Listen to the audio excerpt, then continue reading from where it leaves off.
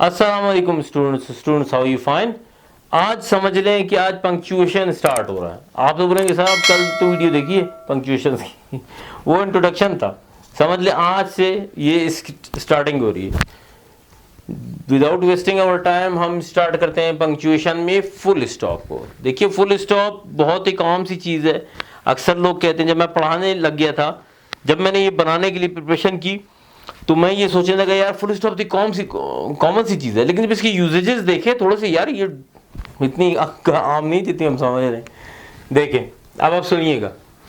The full stop represent the greatest pause and separation. ये आपको एक ग्रेटेस्ट पॉज देता है। ग्रेटेस्ट पॉज तो बोलते हैं ना सुकून को, आराम को। ग्रेटेस्ट पॉज, लाइट पॉज नहीं। लाइट पॉज कुछ और है, वो जब इंशाल्लाह तक करेंगे तो मैं आपको बताऊंगा।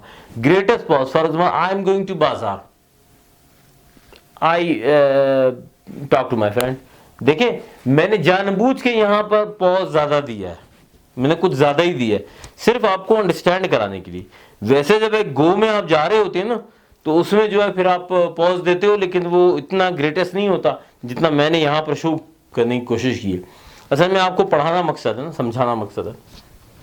या सेपरेशन, सेपरेशन क्या होती है? अलग। फॉर एग्जाम्पल मैं कहता हूँ he is my friend, he is ये, ही इज वो, लाइक दिस ना।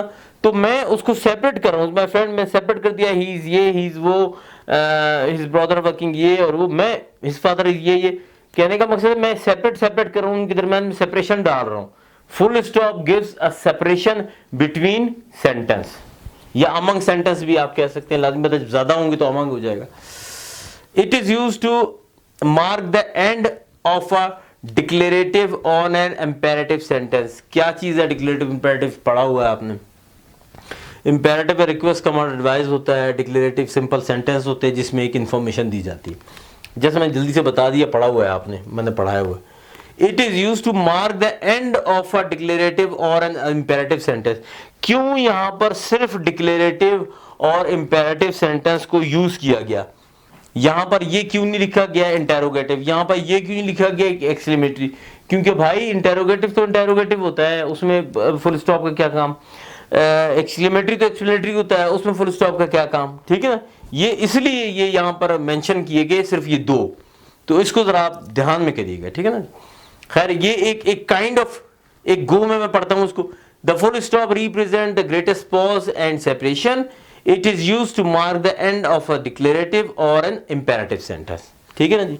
अब आते हैं आगे। The full stop, ये थोड़ा सा बताऊं, ये जो चीज आपने पढ़ी ना बल्कि इसको मैं थोड़ा सा अगर एक इस तरह कर दूं, ये जो चीज आपने पढ़ी ये है इसका यूजेज इन सेंटेंस में। ठीक है ना जी। जो आम हर बच्चा यूज करता है, इवन छोटा बच्चा, एक बहुत ही छोटा बच्चा, वो भी इसको यूज करता है कि जी ये सेंटेंस खत्म हो गई, फुल स्टॉप लगा दी।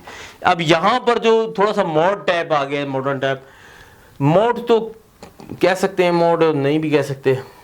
The full stop can be used in abbreviation. देखें ये एब्रीविएशन, ये एक डिफरेंट यूजेज है। ये यूजेज जो आपने पढ़ी ये सेंटेंस के हिसाब से थी, जो मेरे टाइप की थी, मतलब ग्रामेटिकल टाइप की जो मैं पढ़ा रहा हूं। यहां पर एक चीज मैंने पढ़ ली तो लाजिम बात है आपको पढ़ाना भी जरूरी है कि the full stop can be used in abbreviation. Can be used, ये इस्तेमाल हो सकता है एज एन एब्रीविएशन में। ठीक है ना जी।